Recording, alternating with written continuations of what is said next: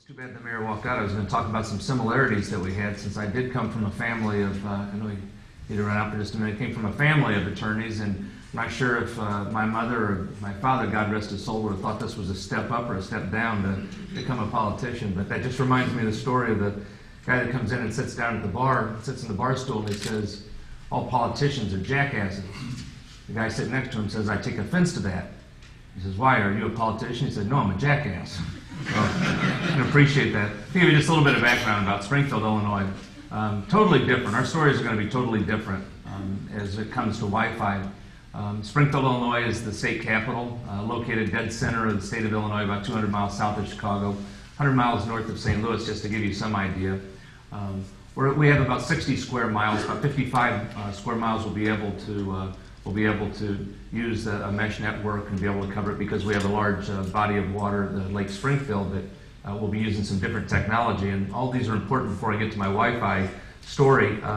We have a strong mayor, aldermanic form of government, 10 aldermen, and one strong mayor, no city manager. So you really learn to know every aspect of the city and all the 15 different departments.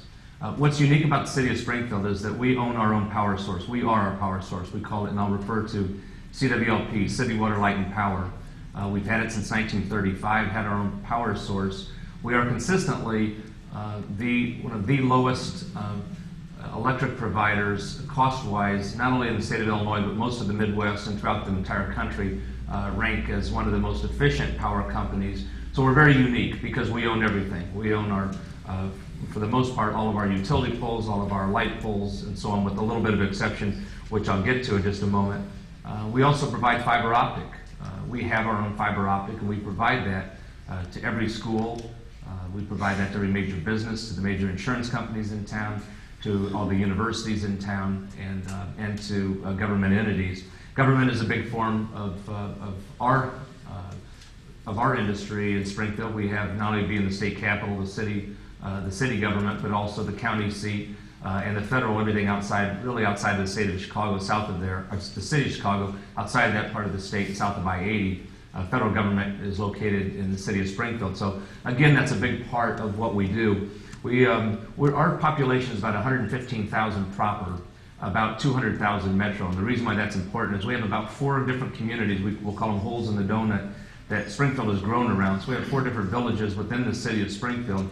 We provide power to, we provide water to, and we also provide some other services. So even though they're not city proper, they don't actually vote for us on a municipal level, we do provide some of the services that they have.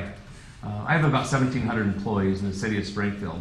About 1,000 for what we'd call the corporate side, about 700 that are associated with our utilities. I'm listening to the number of school districts I have. We have 7 different school districts within our boundaries, and not counting 2 very large parochial systems. So we have a lot of ties in the education community, and I'm also going to touch on that a little bit, and why we think there's a real need for Wi-Fi in the city of Springfield.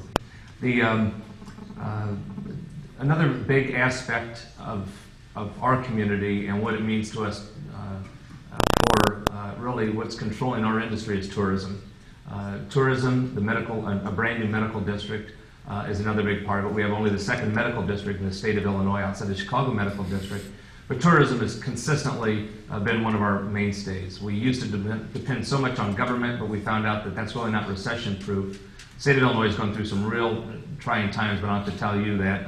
So most of you are from California, but we have some real trying times also in the state of Illinois.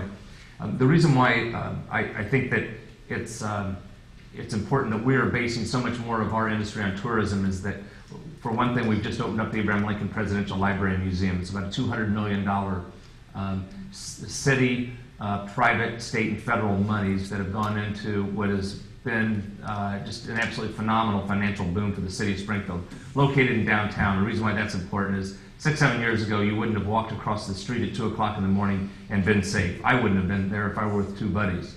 Now a single female can walk across the street at 2:45 in the morning with a number of 3 o'clock liquor licenses and feel absolutely safe. The entire downtown has changed in a total different metamorphosis than what it was like just a few years ago, all based upon the fact that we now have tourism has grown so much because of the Presidential Library and Museum. It's kind of a combination of a Disney World museum all in one. And just to give you an example, by the time I should return home, we'll have over 1 million visitors have gone to that museum since it opened up April 19th of last year. We already had tourism in the city of Springfield, and that's a big part of why we think we need Wi-Fi. Tourism, just to give you an example, we happen to be the home of Abraham Lincoln, who his home is just about a half a block away from my office. Lincoln's tomb is in the city of Springfield also. It's the second most visited cemetery in the United States, only back of Arlington. So we've constantly had over 1 million visitors to Lincoln's tomb each and every year. But now with the advent of the Presidential Museum, tourism's growing even more. More need why we saw for Wi-Fi. One of the things that we're lacking is internet access for the underprivileged, and we have quite a few. I'll refer to it as, you don't know the geography of Springfield, but I'll call it the east side of Springfield. My goal was to provide internet access for the underprivileged. I'll get into how we give them computers later. That's, believe it or not, that was the least of our problems. It was actually getting them internet access. $20 a month is a lot when you can't make your own utility bills and you're not able to provide and put food on the tables for your children. So we thought, to me, that was number one. I mean, that was our first thing that we were trying to accomplish. Number two, we knew that to be more competitive and to have the economic advantage and to draw people into the city of Springfield, we knew that that was important also, but to me that was almost secondary. The way that AT&T came around, and I was very fortunate, the way the stars all lined up here, was that my director of Office of Plan and Economic Development used to be with AT&T. I took him away from AT&T and brought him into the city as my director of economic development, a guy that I've known since I was 4 years old and a good friend. It was his connections with AT&T and knowing that the way the city was in the pull attachment agreements and the way they worked was really able to put this agreement together. Very simple. They're going to provide Wi-Fi to the entire city with very little exception because we have a lake area.